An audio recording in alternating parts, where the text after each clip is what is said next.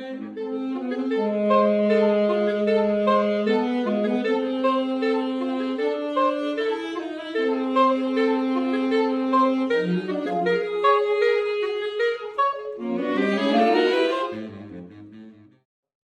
asked Chris to come back. He was well received last time, and I wanted him to show his clear choice material. It's very interesting and turns out some fantastic flies. Um, and he's from Fort Collins, Colorado. I've seen him a couple of years at the Denver Fly Show and puts on a very good presentation, and he did great for us last time. So, Chris, I'd like to go ahead and hand it over to you. All righty. Well, first of all, thank you so much for having me back, and let me see if I can get my screen on here. There we go. All righty. Hey, appreciate y'all coming, having me back. I always enjoy being able to sit down with y'all and tie some flies and share some knowledge and tell some lies and all kinds of different stuff, right? So, as Mike said, my name is Chris Krueger. I'm a Montana Fly Company signature designer. I run my own business called Rocky Mountain Fly Design, which you're welcome to check out, RockyMountainFlyDesign.com. Everything that you see here, including the body materials, are available on there, as well as any of my contact information as well. Find all of these videos, kind of things on my YouTube and my Instagram and all kinds of different platforms. But I'm in Fort Collins, Colorado, northern Colorado, and am blessed to be able to be in a place where I can fish for a whole lot of different types of species of fish. But we're in the heart of trout country, so I do spend a lot of time on trout water. But we do have a good amount of bass fishing and a lot of warm water stuff nearby as well. So I get my fair share of all kinds of different things and love to be on the water. Last time we did a little bit of warm water stuff. I'm excited to do some trout stuff this time. And Mike was gracious enough to ask if I'd be interested in tying the Clear Choice kind of series of things. And if you're not familiar with the Clear Choice Beatis, it's one of my new patterns with Montana Fly Company in the last couple years. We do it in a number of different colors and 2 different weights. So there's an unweighted version as well as a tungsten weighted version. We do it in a brown Beatis, an olive brown Beatis, a black trico, and then a tan PMD kind of color. The tan color also works really well for calabatis. So this is a really versatile pattern that I came up with, and I'll tell you right off the bat, never once did I expect myself to get into material design or any kind of material making. And this was kind of a little bit of just playing around with ideas. And even last night, I was sitting in bed and an idea will pop into your head, and so I'll usually get a drawing going or something like that. But I was playing with some materials on the vise, and overall kind of like the material did something that I wasn't expecting it to do, and I kind of went, well, that was kind of interesting. I wonder if I can replicate that. And so I worked on it, and over the course of a while developed a body material that I call the Clear Choice bodies. And excuse me. I sell them on my website now. You get a package of them. Comes with 10 sticks. We'll tie anywhere from 1 to 3 dozen, depending on the size that you're doing, as well as what type of use you're using for them. Use them for a lot of different things. So I'm going to tie a number of different patterns tonight using them. I'll go ahead and switch over to the camera, and I'll show you what we're talking about here. So this is the Clear Choice Beatis, and what the Clear Choice body material is, I'll take this one out of this, is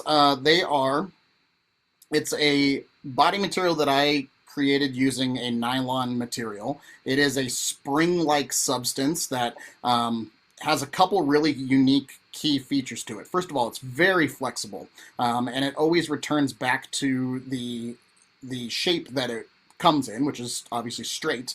But the unique part about this is that it is hollow.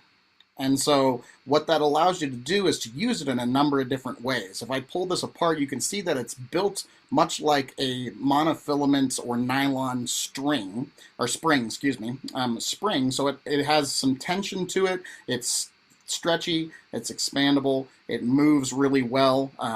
Fish can take it, bend it out of whack, it'll always come right back to it. But the other part is that it's because it's nylon, it actually takes alcohol-based inks to it as well, and you can dye it whatever color you would like to do.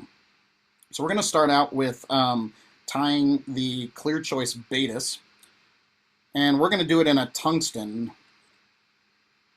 version. And so what we've got here is just a scud hook, okay, and this is an MFC scud hook, just a whatever scud hook that you'd like to do. I do these, the Beatis I typically do from size like 14 through down to 24. We have some really small blue wings and some real small tricos, and even this fishes really well as a midge pattern as well. But we're gonna do a Beatis pattern here. And so what we're gonna do is we're gonna start out with a black nickel tungsten bead. I'll go ahead and take this out of the vise here and put it on here. I do fish these in both the weighted and the unweighted versions, depending on where I want to fish it and kind of what my situations are. But it is it's a great little pattern. I fish it continuously throughout the year, and it's really easy to change the coloration and the application. All right, so we've got a black nickel tungsten bead on there. You can match it to the size of your hook. This happens to be a size 18 hook, and we're going to do the brown Beatis on here. So what I'm going to do is, this is just an 8/0 thread, and what I'm going to do is just lay down a little bit of a base of thread down to about where the hook point starts. Now, with extended body nymphs, what you really have to think about is that the hook really isn't there. And so when you're thinking about how this fly hook and body material kind of pairs off each other, typically we're using the hook or the shape of the hook in which to accomplish the shape of the actual fly. Well, in this instance, we're actually using hook as just a platform in which to tie an extended body nymph. So much like an extended body dry fly, you're expecting that the hook is not going to be a part of the actual design. So what we've got is, this is the small. It comes in a small, an extra small, or sorry, excuse me, an extra small, a medium, a large, and an extra large. And I have all of those sizes and what hook sizes I recommend for those on my website. But 18 is kind of the point where I switch from the extra small to the small. So depending on what type of Beatis you're after here, I usually either use the small or the extra small.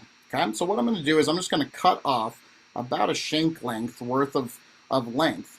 And as I mentioned before, the fact that this body material is hollow allows you to take things like microfibets or coq de leon or something along those lines and just use some barred microfibets.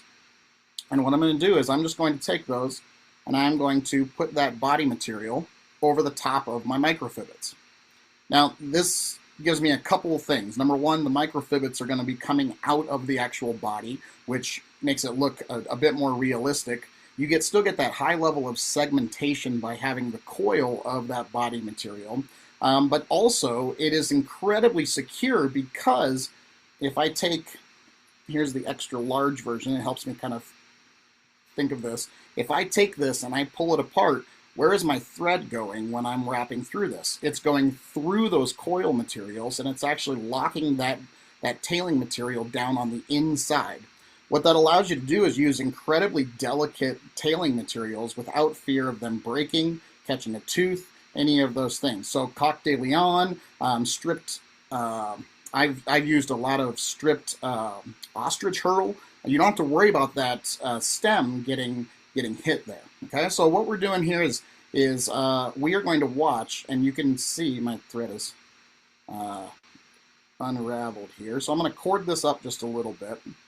And what I'm going to do is, you can see that the thread is actually going to go down inside of that body material. Okay, and what I can do is I'm just going to capture the last couple little segments there with my thread. Okay, and that allows me to put that extended body material on top of that hook and secure down those microfivets to where they're not going to pull out at all.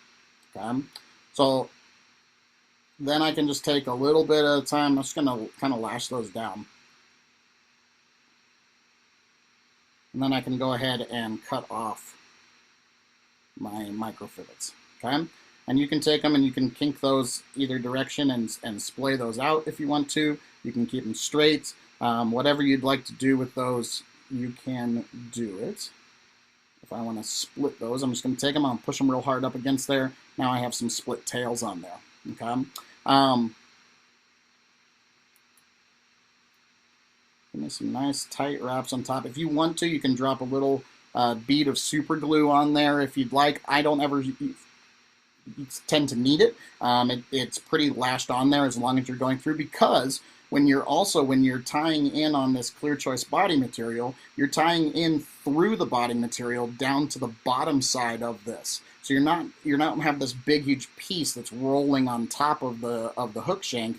Your thread wraps are down in the bottom of this, like you would be tying in a ribbing or something along those lines.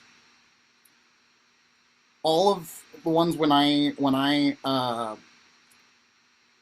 make these, they come out either a clear or kind of a little bit of an olive tinge to that. You can leave it at that color. We'll talk to you how you can dye that here in a second. We're going to tie in our wing case material, and our wing case material is going to be just some dark thin skin. Okay, you can use this a couple different ways. I either use this is a great way to do a split foam back. You can tie in a split foam back on this. You can also just tie in a bit of thin skin here.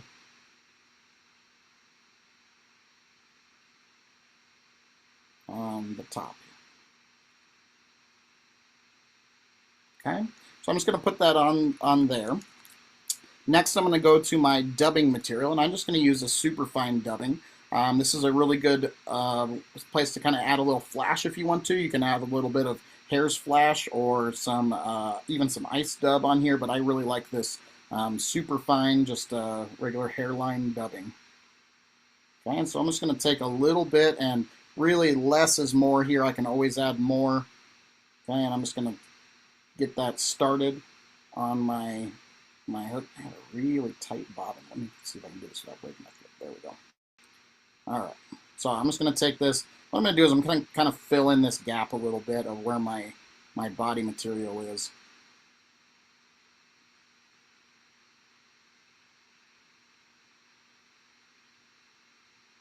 I'm just going to kind of go over the top and pull up my wing case and make sure that I don't have any leftover thread wraps.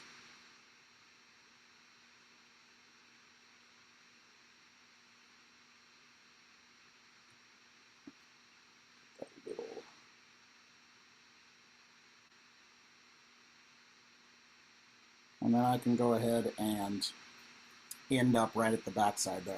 We're going to add a little more, so if you notice that there's a little bump in the back where that body is, that's okay. That's not going to show once we get things moving here. Okay, we're just going to take an India hen feather, get one with some nice tips on it and a little bit of model on it. And what I'm going to do is I am going to tip out the feather. Okay, so what I'm going to do is I'm just going to grab the tip of this feather, and I'm just going to stroke those fibers down so that I have just the tip of that feather. Okay, and what I can do is I can go ahead and just pop that feather off, and now I have a V of legs that I can add to this and make sure that I have equal numbers on each side. Okay, so I'm going to take this and I'm just going to put them on the top here, and I'm going to use my fingers to pinch around and kind of roll those fibers around the hook shank. And I'm going to kind of air a little bit to my side of the hook because my thread is going to wrap those around with the thread a little bit. Okay, so they're going to be a little long right now, and I can go ahead and I can just pull those, and you'll see them kind of cinch down right into spot. You can kind of use your thumbnail to get them where you want them to be. And then once I've got them in a good spot, I can go ahead and just pull down on that thread, give a couple extra locking wraps, and then a little trick on here, I can go ahead and just roll this in my fingers so that it gets a nice cord on it. Come down and clip out those buttons. Okay. Now what I can do here is I can take my thin skin and I'm just going to pull it right over the top. Okay, and I can kind of pull those down. I'm going to take that thin skin and I'm just going to pull it right over. I'm going to pinch it so it kind of goes around the hook shank a little bit.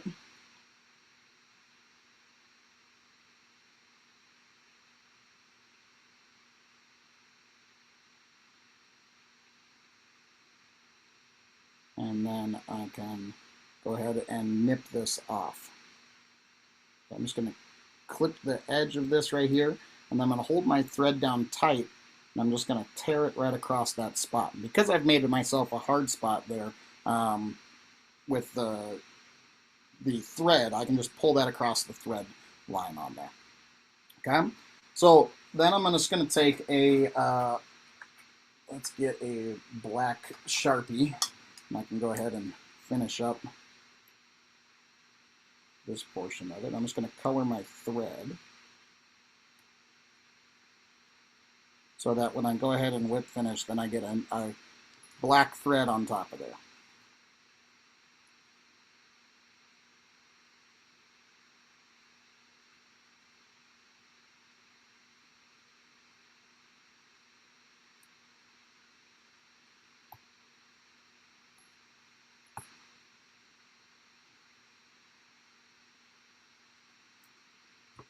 All right, so we get a nice Beatis looking profile, nice extended body.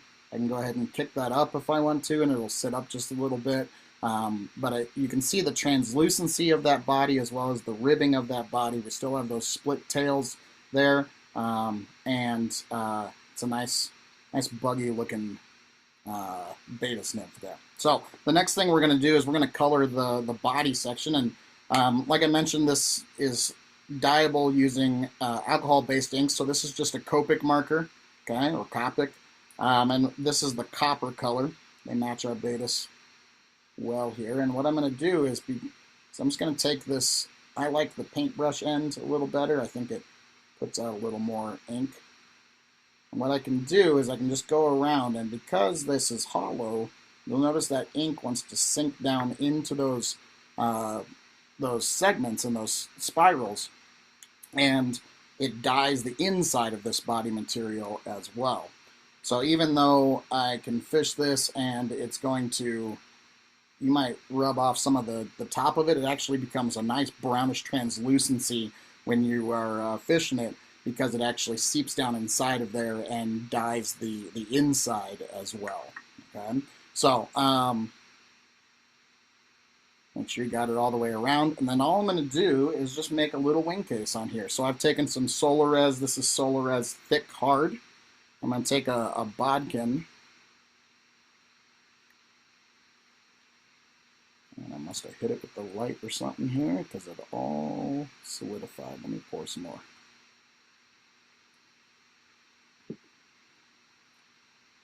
Okay, so I'm going to take this thick, and I'm just going to get just a little bit on my bodkin. And I'm going to start from the front. I'm just going to kind of dab a little bit. I'm just going to get a piece on there, wipe off the excess, and then I can take it and I can move it around.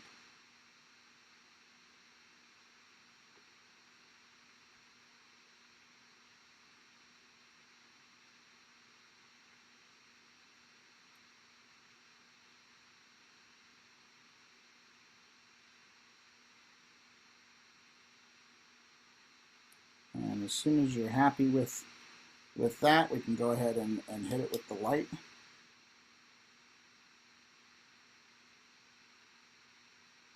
And then I tend to put one more little bit just on there to get a little bit more bold.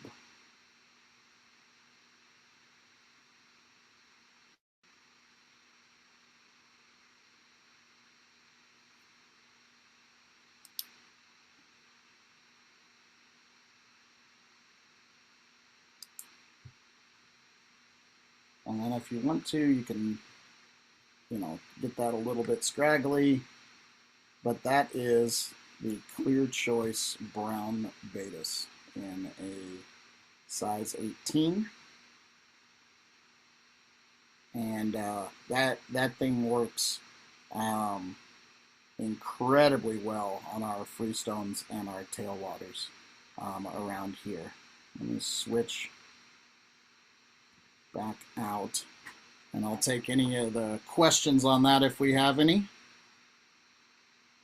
Yeah, Chris, there's a chat message from Al Beatty. He wants to know what kind of camera you're using. He loves your tight shots. Oh, I am using a Sony 6300. Okay. It's a mirrorless camera, and I've got a macro 50 macro lens on it. 50 macro. Okay. Have you ever tried to take your nylon, your braided, your coiled nylon, and actually twist it onto the or string it on the hook itself instead of tying it on top? Just braid it on. So on a curved shank, I'll do it on a straight shank when I'm tying things on. So like I was goofing around. Let me see if I can find it. I think it was on my desk here. But messing around with a little frog pattern using the extra large size. I don't know where it went to use as legs, and I'll thread them on for on a shank to help just make it a little easier to tie these on it. The I mean, you definitely could. It's gonna be hard to get around that bend with that. It's just an extra step that I don't often do.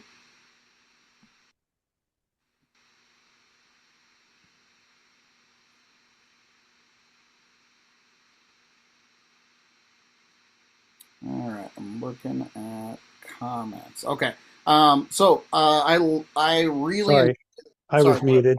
I was just saying, I have the small and the large that I bought at the fly show in olive. But it's nice to know you can color it with other, you said Coptic pens, the yeah. alcohol based. The Copic pens, Sharpie doesn't put out near as much ink as the Copic pens do. So you got to kind of like push into it a little bit just to get some more ink so it dyes that inside of it. But depending on how the nylon comes, it can come as a kind of an olivey color, which can work really well. It's kind of like a pale olive midge. But I'll tell you that I color probably 95% of them. And then also, I guess with the small size, or you said now I have an extra small. I do have an extra small, yeah. Um, And I even have a mid size that I don't think I have it on the website right now. If you want that, you can't thread microfibbits through it, but it does really well for just trailing midge bodies. So I was kind of thinking of damsel nymphs when I got the small, but I think the extra small might be better for that. So on damsels, let me switch over real quick. On damsels, I actually use the medium or the large. And I can use it depending on the size of your damsels and your dragons and things. I'll use that as this is kind of my damsel and dragon kind of feel to it. And then I just colored that with a Spanish olive Copic marker. But this thing works really well for fishing damsels. It's a little. I mean, you're not going to get the real big wiggle out of it, but it is movable. It does have flexibility to it. It's a nice translucency to it. But I'll fish this for my damsel nymphs. Have you ever tried to get marabou through that? Yeah. So this is actually you can do marabou. You can do so. This is marabou. just some tips of marabou. You can use saddle hackle. You can use, I mean, what I typically do is try to find a really fine piece of marabou that I can strip off everything except for the stem, and then push the stem through the body. Which is Thank where you. the medium and the large comes in handy really well, because it's got a little bit bigger hole to it. And then this is just ostrich herl underneath here with some actually I think this is Brahma hen. It's not marabou. I spoke wrong. Hey, Chris, So, quick question for you. I was a little late to the dance here. That material that you use, the spiral material, what is that called? it's the Clear Choice bodies, so it's a material that I created. You can buy them in packages off my website called the Clear Choice body material. Comes in 10 different sticks, so the extra small is good for kind of your 18 to 22, 24. Your smalls are going to be kind of your 16, 18 area. You can do some of the 14s if you want something really nice and slim. The medium is going to be kind of your 12s, 14s, 16s. And then your larges is what I use for the scuds and the caddis larva, and some of the crane fly larva, things like that. The extra large you can use for a lot of your terrestrials, your dragonflies, your there's a ton of uses that we can do. Perfect. Thank you. Yeah, absolutely. So let's take a look at, let's go to the Scud, because I know Mike had said there was some requests for that one. Let's do the Scud. The Scud is one that is a little bit newer in my line, and it is a different way to use these Clear Choice bodies. So I'm going to start out with a Scud hook. This is a heavy Scud hook, and what I'm going to do is I'm going to put a gold bead on the front of it. You can do these in whatever size scuds that you like to fish, sow bug scuds. This is a gold tungsten bead. Okay, and I'm going to switch over. I'm going to do it in, let's do it in a tan, or let's do it in an olive.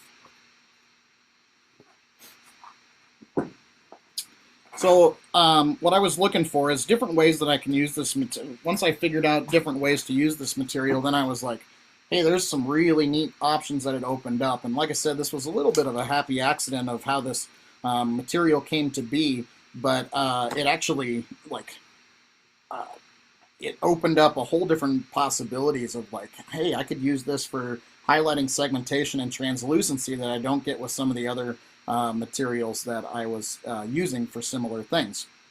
So we're going to start out with, this is just 8/0 in an olive dun uni thread. And I'm going to start up here at the beginning, right behind the eye. And first thing I'm going to do is just take some Z-lawn, Antron, whatever lawn you want to have. And this is just in a kind of that same matching color of olive to our scuds. And I'm going to take about half of this. I'm just going to pull off a little hank of this.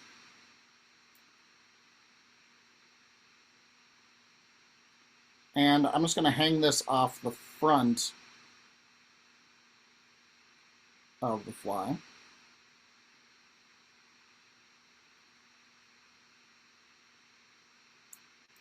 Okay. And I can save the rest of that for the rear of the fly, the head of the scud. I'm just going to go ahead and whip finish.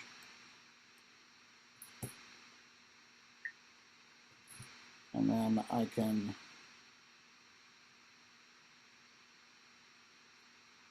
clip that off, take my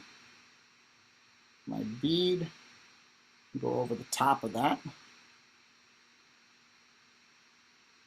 And then I'm going to restart my thread here behind that bead. I'm going to take that same clump so I have the same amount as the other one. And I'm going to start it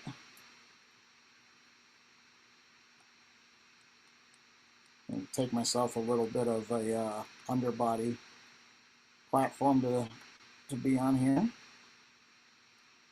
Oh, but I avoid the camera. Okay. And then I'm going to capture this right behind. I'm going to walk this down so that I keep my underbody nice and consistent. Okay. And I'm going to come down. This is going to use the hook as a portion of what the fly is shaped as. So we're using the roundness or the curve of that that hook to create that scud. Okay. All right. The key component to this is ostrich hurl, and ostrich hurl is great for moving in the water and being nice and fluid when it's not moving, things like that. It's a great material, but the downside of ostrich hurl is that it's oftentimes very fragile, and the stems are at times really hard to keep from popping. And we've oftentimes used it with ribbing or things like that. But using ostrich hurl in combination with our Clear Choice body actually protects that stem when you use it in this way. So I'm going to take a couple pieces, and you can decide how bushy you want it. I'm going to take 3 pieces of ostrich hurl, and the weakest part of those ostrich hurls is the tip. So I'm just going to take them, I'm going to grab them in my finger like this, and I'm just going to pop those tips off. I'm going to take them back up to the front here, and I'm just going to capture them.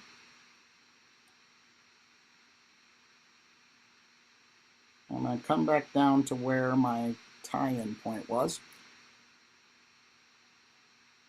And what I can do now is, this is the large size of the Clear Choice body material. And what I can do is, instead of tying this as an extended body, I'm going to start it up here at the front, and I'm going to capture it with some nice solid wraps. Just get it in that so that I can break my thread. And I want a nice tie-in point there, because I'm going to actually open these up and stretch them.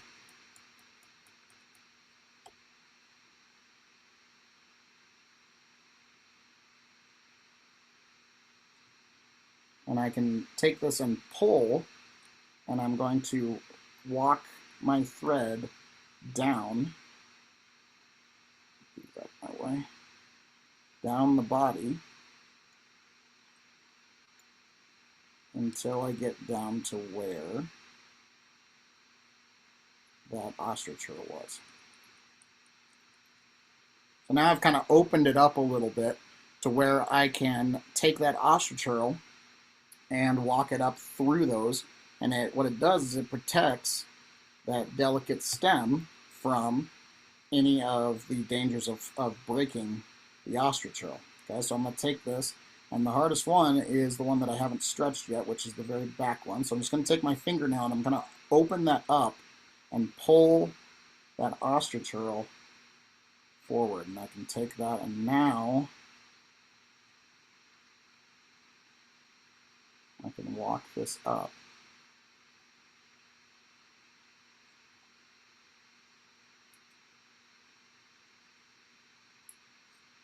All the way to the front. Sorry, I'm in your way on the camera here.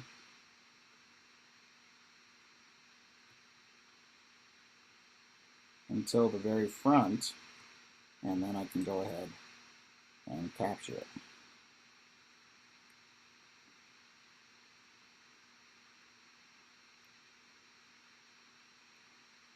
Okay.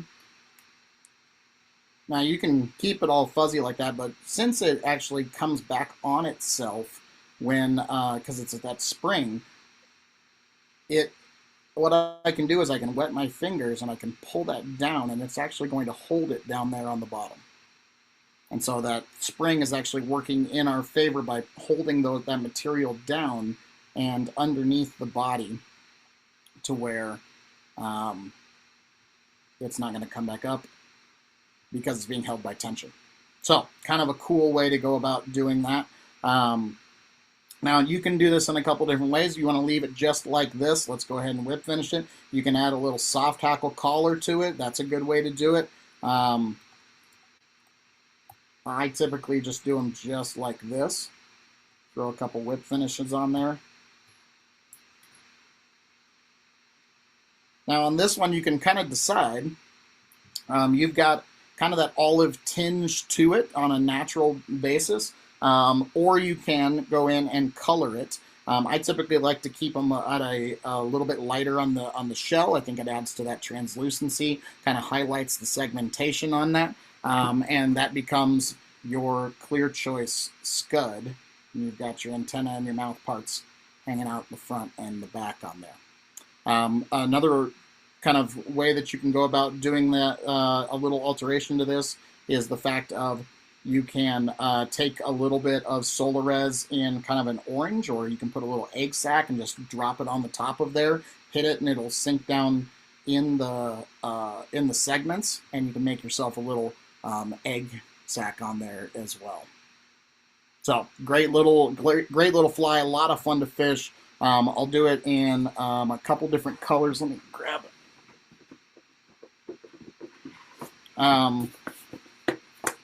I'll typically do it in the olive. I'll do it in a tan.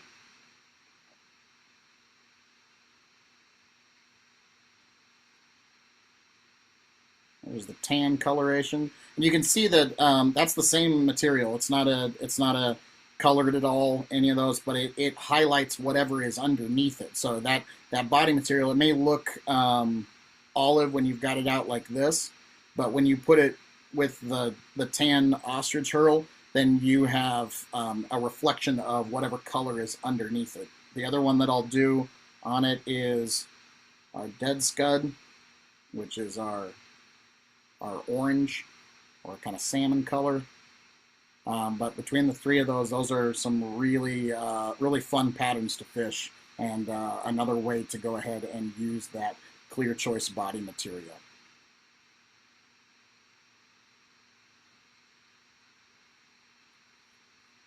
Any questions on that one? That is really a great looking scud. I love that. I appreciate it. Thank you. Yeah, it's a lot of fun, different ways to use the material, and different sizes that you can use. But I really like to have that tan and that orange in there as well. Yeah, those are two nice looking bugs. Thank you. Yeah. Chris, do you ever tie it in pink? Pink, yeah, definitely. You can tie it in pink. I think the color of that orange is shrimp pink. That's kind of my go-to on that. Yeah, that's what I was thinking. Yeah. Shrimp pink, or you can also add, do one tan, one pink. That makes a cool color combination in there. You can add some variegation in there. Al and Gretchen say, great looking fly. Thank you, Al. Thank you, Gretchen. All right, so another way we can go about doing this is similar to the scud. This works really well for caddis larvae, and it works really well on using this in kind of similar way. But I'll show you one different technique on here as well. Unless there's any other questions that we have on that one. Awesome. All right, we'll switch back over. So this is your net builders and your web builders, your caddises. So caddis. So this is a same scud hook, just a little bit bigger size, and a black bead on there on this one. And what we're going to do is the same type of setup, but instead we're not going to put the Zelon under the bead on this one. We are going to take the same Zelon that we were using before, or Antron, or whatever lawn you want to use. Darlon. I like this Zelon. I also get it, the stuff that comes on the spool is a good way to do it as well. You get a lot for it. And what I'm going to do is I'm just going to take some of this and I'm going to tie it in right here behind the bead. Same thing, I'm going to get myself a little canvas in which to work from.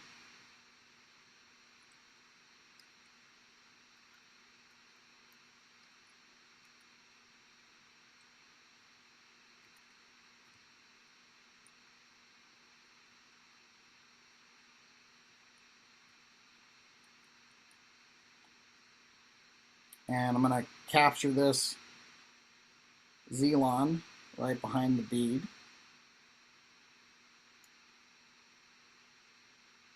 And I'm just going to bring it down, keeping it on top of the hook. And we're again going to use the shape of our hook for the shape of this bug. I'm going to put a little tuft out there on the back. We'll get back in here to our ostrich hurl.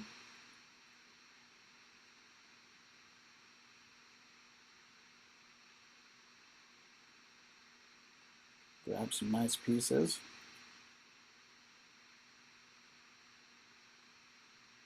Break off the tips again.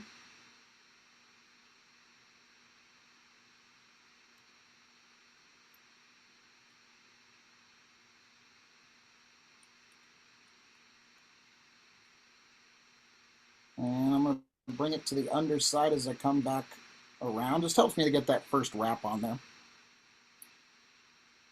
And then what we can go ahead and do is take our large clear choice body material again, and I'm going to do the same thing that I did on the Scud. Is I'm going to give myself some nice wraps here on the front to give me a nice pulling point, and then I'm just going to kind of stretch those as I go down.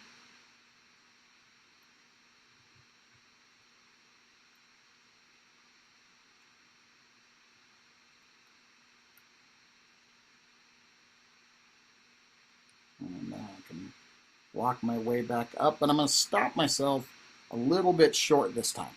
Okay, so pretty much we've done the exact same thing we did on the Scud. And I can go ahead and clip that off. So if I clipped it off one short. There we go. Okay, so I'm going to stop about the 60% mark or so. And I'm going to take my ostrich hurl again and go ahead and open that up.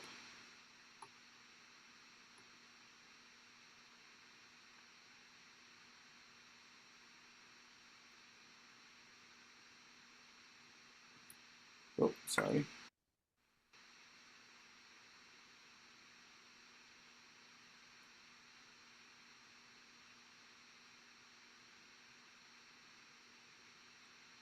And when I get to that kind of 60% mark, I'm going to go ahead and this time I'm going to capture it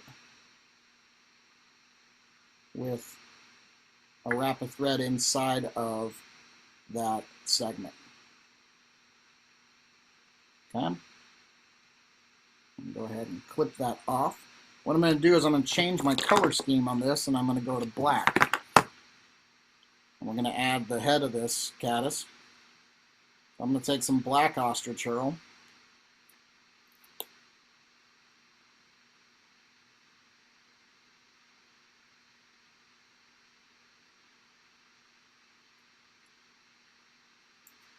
And I can go ahead and tie this in, and it'll sink down right inside of that segment. Okay, so now it's locked down to the shank of the hook because it's inside of those segments, and allows me to wrap that and continue just as I would in the olive. Okay, so I'm going to take that.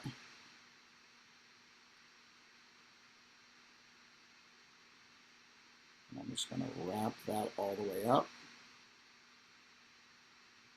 And then I can take the front there and capture it.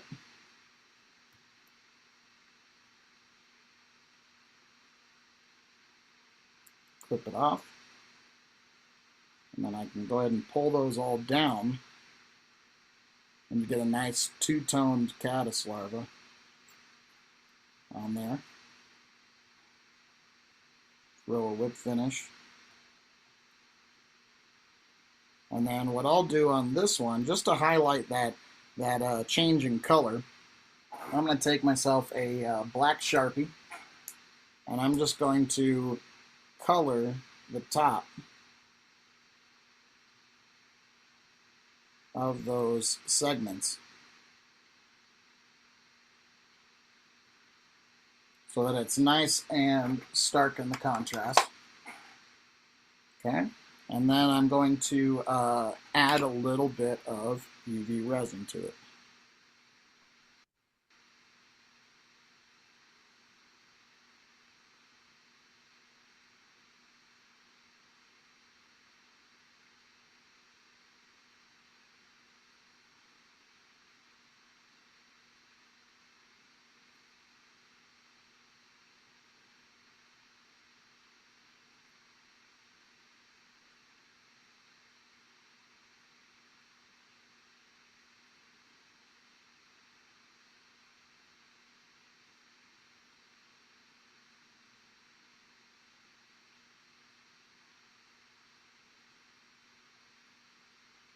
Again, this is the Solares Thin Hard. And I can just kind of get that started there. And then I'm going to build it up just a little bit. And hit it with the light.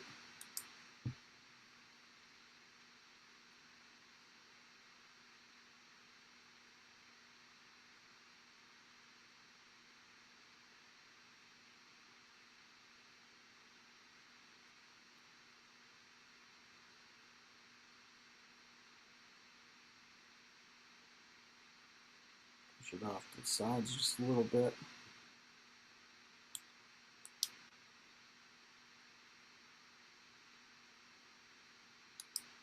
And there you go. Got a little caddis larva, and that fish is I've got the Poudre River about 10 minutes from my house, and we have a very abundant caddis population, and it is full of all kinds of different caddis.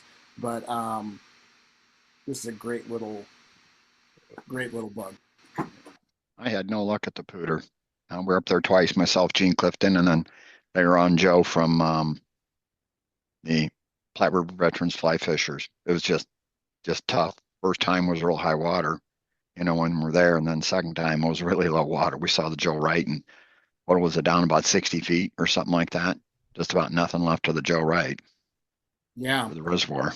Yeah, I mean it's a freestone, so it kind of hits, hits and misses sometimes. Yep. I will. It's one of my favorite rivers ever, and there's a ton of really good fish in there. So I'd encourage to go back.